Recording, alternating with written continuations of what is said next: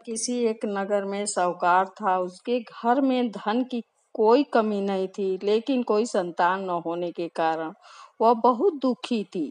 संतान प्राप्ति के लिए वह हर सोमवार को व्रत रखती थी और पूरी श्रद्धा के साथ शिव मंदिर जाकर भगवान शिव की माता पार्वती की पूजा करती थी।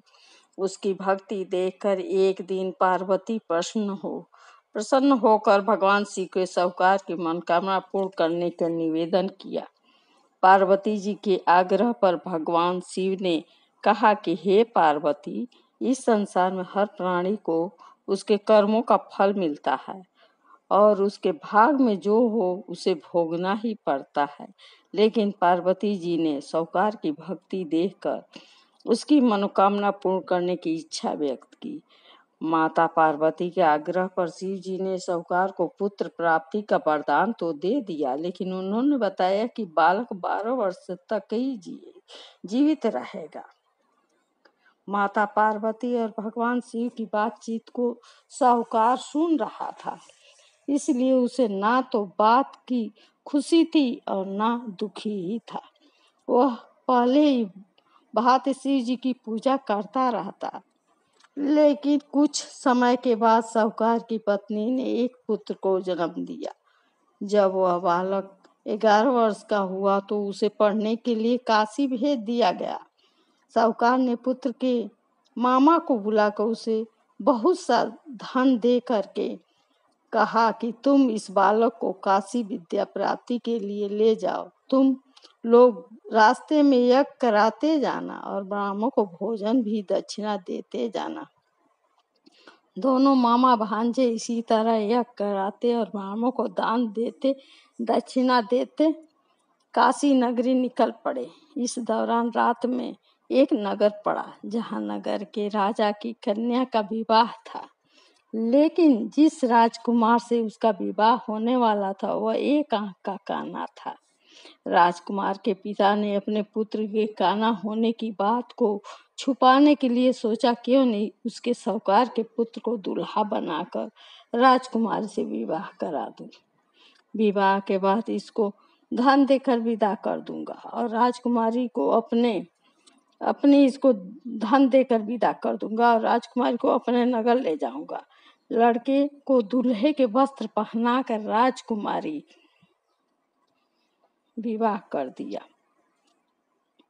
साहूकार का पुत्र ईमानदार था, उसे अब बात तो सही नहीं लगी, इसलिए उसने अवसर पाकर राजकुमारी के दुपट्टे पर लिखा कि तुम्हारा विवाह तो मेरे साथ हुआ है, लेकिन जिस राजकुमार के संग तुम्हें भेजा जाएगा वह एक आंख का काना है।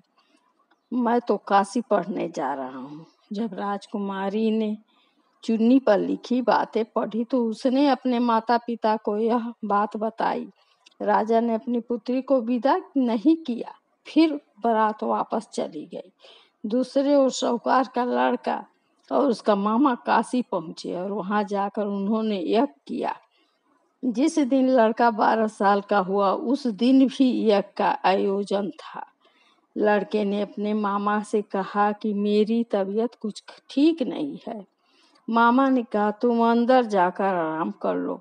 शिव जी के वरदान अनुसार कुछ देर में उस बालक के प्राण निकल गए। मृत भांजे को देख उसके मामा ने विलाप करना शुरू किया। संयोग बस उसी समय शिव जी और माता पार्वती उधर से आ रहे थे। पार्वती माता से भोलेनाथ से कहा, स्वामी मुझे इसके रोने के स्वर सहन नहीं हो रहा है, आप इस व्यक्ति के कष्ट को अवश्य दूर करें। जब शिव जी मृत बालक के जमीन पर समीप गए तो वह बोले कि यह उसी साहूकार का पुत्र है जिसे मैंने 12 साल की वरदान दिया था। अब उसकी आयु पूरी हो चुकी है। लेकिन मातृभाव से विभोर माता पार्वती ने कहा कि हे महादेव, आप इस बालक को और आयु देने का कृपा करें, अन्यथा इसके वियोग में उसके माता पिता भी तड़प तड़प कर मर जाएंगे। माता पार्वती के पुत्र आग्रह पर भगवान शिव ने उस लड़के को जीवित होने का वरदान दिया। शिव जी की कृपा से वह लड़का जीवित हो गया। शिक्षा पूरी करके लड़का मामा के साथ अपने नगर की ओर वापस चल दिया। दोनों चलते चलते हुए नगर में पहुंचे जहां उसका विवाह हुआ था। उस नगर में भी उन्होंने यज्ञ का आयोजन किया। उस लड़के के ससुर ने उसे पहचान लिया और महल में ले जाकर उसकी खातिरदारी की और अपनी पुत्री को विदा किया। इधर साहूकार और उसकी पत्नी भूखे प्यासे रहकर बेटे की प्रतीक्षा कर रहे थे। उन्होंने प्रण कर रखा था कि यदि उन्हें अपने बेटे की मृत्यु का समाचार मिला तो वह प्राण त्याग देंगे, परंतु अपने बेटे के जीवित होने का समाचार पाकर वह बेहद प्रसन्न हुए। उसी रात भगवान शिव ने साहूकार के स्वप्न में आकर कहा, श्रेष्ठ, मैं तेरे सोमवार के व्रत कथा सुनने से प्रसन्न होकर तेरे पुत्र को लंबी आयु प्रदान की।